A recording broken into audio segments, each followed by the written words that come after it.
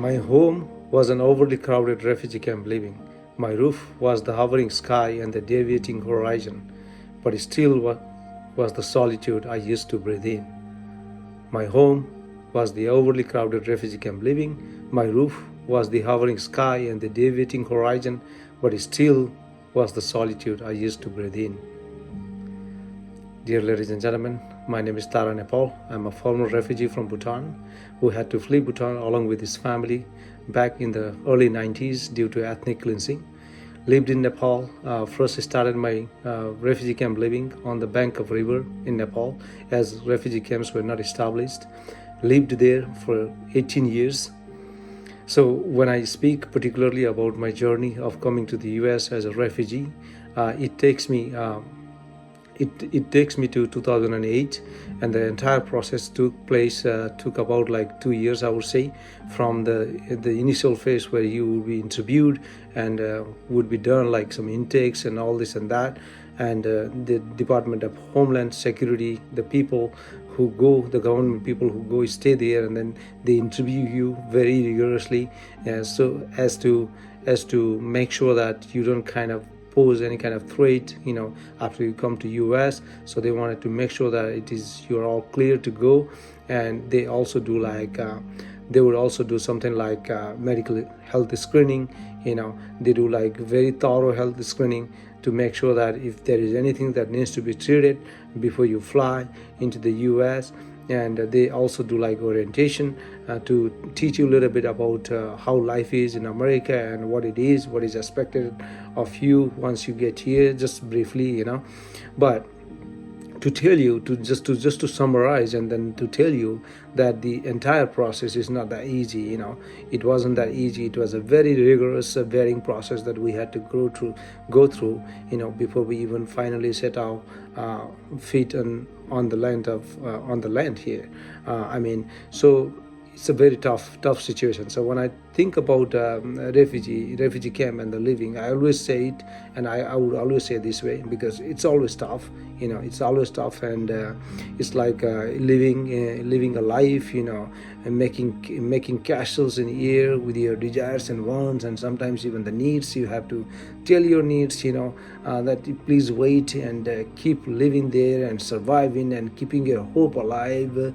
So it was back in 2008 when I think of this, like that was like the day, that was like the day I got my second chance in life to rebuild and to revive and thrive, I would say, because my hope that was the only companion that I was living with. One day, humanity is there, and if one part of the world didn't see that or didn't seem to recognize and make us flee our own place of birth and our country of birth, where we lived generations and generations, but that got to be some other parts of the world, that would see that humanity in me and within me, all that, and it was just a hope, I would say.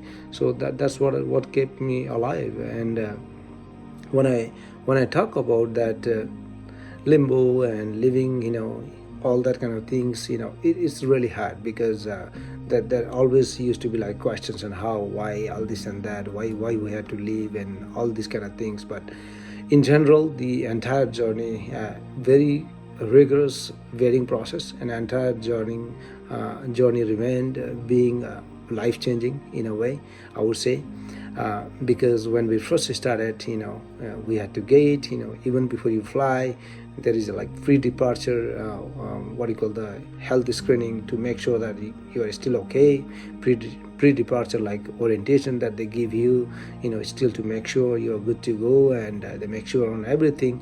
And once you clear all those tests and interviews and screenings and all that, then you are finally ready to come to the US, And I have a little bit like something I wanted to share, as I lived in the camp and I didn't have so much exposure and knowing or access to like what it is, like how things are in America, and I didn't know much about places and names, all this and that. So, or as I was flying, with my family, I had in the plane my elderly dad, elderly mom, and my sister as well. They were on different seats, and I was by myself, and next to me there was a gentleman. I vividly remember, but I think he said like he was from Scottsdale in Arizona. So he saw me with that bag, the IOM, white big letters, IOM, International Organization for Migration. So I had that, and he asked me where I'm coming from and where I'm heading to. And I told him that, a little bit about where I'm from and all that. And I told him, yeah, and then I'm going to Phoenix, I said. And when I said Phoenix, and Phoenix, where? Phoenix. And he goes confused. And I said, Phoenix in Arizona. And he goes, there is no any city that I remember has that name in Arizona. And I tried my other way. I spelled the city name to him. And then he goes, that's not Phoenix. He laughs first, and then he goes, that's not Phoenix, that's Phoenix. And that's how I learned my first, the first correct pronunciation of the city that I was actually gonna call my home with my family. So overall, and there is also something I wanted to touch base briefly on my experience after we arrived in Phoenix. So it was a nighttime, and the guest workers comes to the airport, and welcomes us, and it was a very incredible experience. I was very lucky, my family and I were very lucky to have the International Rescue Committee in Phoenix to welcome us with open arms, and the local community in Phoenix. I'm always indebted, and I have so much profound respect and gratitude to the communities in Phoenix and to the resettlement agency that I belonged and was resettled by. The way they made it so easy, although as we all know that the U.S. refugee resettlement entire process is a rapid employment-based program. You have to work to support your family. That is just that initial funding that is available just to give you that initial support. So that way you are able to get your documents, social security and all this and that, and so you can just start preparing yourself and get to work and support your family on your own. So, but the entire process, they help us transition so smoothly. So I'm always, very, very much thankful and very appreciative of what they have done, and always indebted, always, and have my respect so much to the U.S. Refugee Resettlement Program and the U.S. communities, everybody who ever supported us along the way. So this is all I just wanted to share with you, and I hope you enjoyed it. There is also something that I wanted to quickly touch base also, if that is okay, that I wrote. I'll try to read it a little bit faster, so I saved some time there. So let me try. I'm trying to read it out from the computer screen, although I wrote it myself. So, through the eyes of humanity to the world of refugees, explained below is how I relate to it as a former refugee. From one country to another, and from continent to continent, from having to flee the motherland to seeking refuge in a foreign land, from escaping persecution to struggling for safety and survival, from having to spend decades in the refugee camp to being in limbo and fretting, but still making sure to keep the living thirst and hope alive, hoping to be rescued from such never-ever experienced state, insanely all full of despair and despondency, pushing everything at stake. No refugees willingly and intentionally at any cost would ever bid such an ultimate goodbye to their place of birth, knowing that it is impossible to retrieve once it is gone, and that they must instead begin new life while missing the places they used to belong.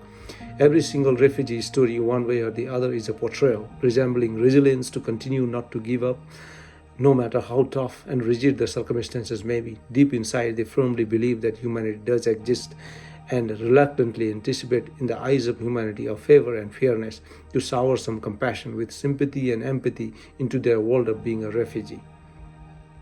To keep hoping and praying for that time to kick in, whereby they may be able to revive, thrive, and smile again In other words, the world of refugees does constitute such days and nights where often the days unfortunately approach with darkness and the nights appear helpless. It's a journey of subduing desires and wants and undergoing scarcity even with your basic needs. So when I see a fellow refugee, I instantly see another me, and as everyone does, I do see humanity within me. So in solidarity, let's continue looking through the eyes of humanity and continue doing the best possible in welcoming every single refugee community. Thank you, ladies and gentlemen, for watching and listening to my video, and really appreciate it. So this concludes my journey as to where I came from and how the entire process was. Thank you really so much. Thank you.